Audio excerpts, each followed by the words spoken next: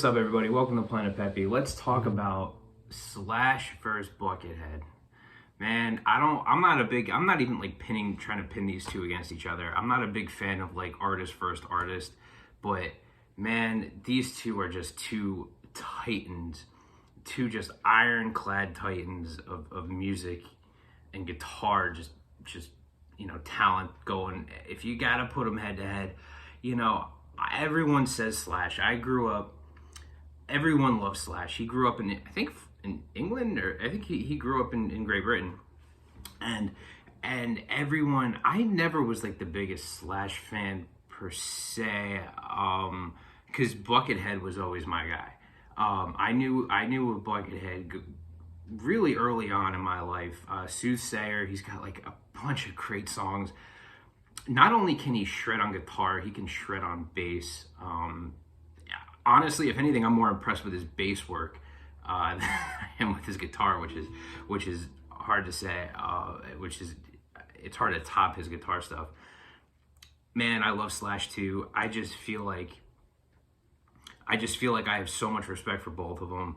But Buckethead, he's from California, and I'm gonna let that slide. I'm gonna go with the American here. I think his name is Brian Carroll.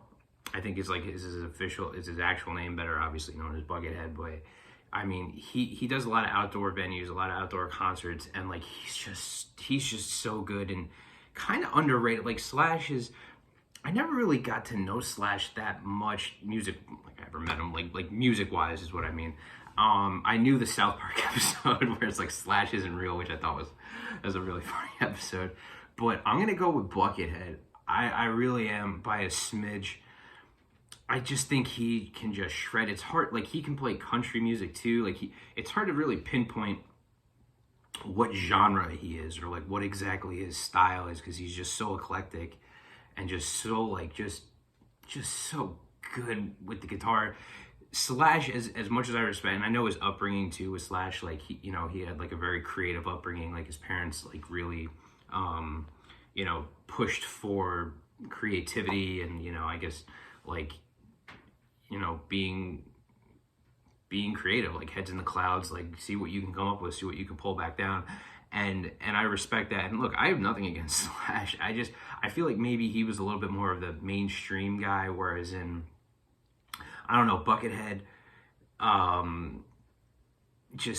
don't know, maybe had a little bit more of a cult following, like what's it called, like an inch wide but a mile deep kind of fan base type of thing, where like if you know Buckethead, you know Buckethead, and I'm a big fan of Buckethead. I'm gonna put him over Slash. I'm probably repeating myself right now, so I'll probably cut it here, but he wears like the KFC buckets when he goes and plays down south.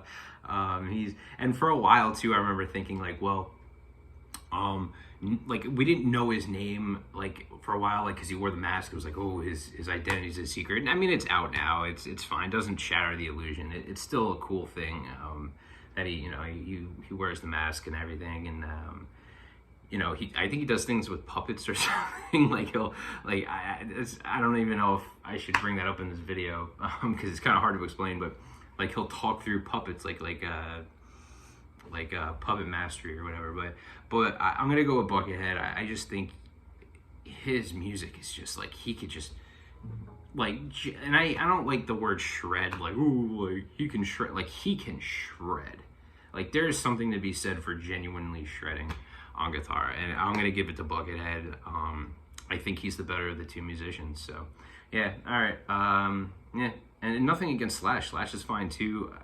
Maybe he's I don't know. I'm just gonna give it to Buckethead, and that might be a little biased because I knew Buckethead first, which might be rare, because a lot of people would know Slash first. But maybe I'm a little proud that I knew Buckethead before Slash. But yeah, all right. I'm gonna give this the round to Buckethead. All right, planet-Pepe, everyone. Peace.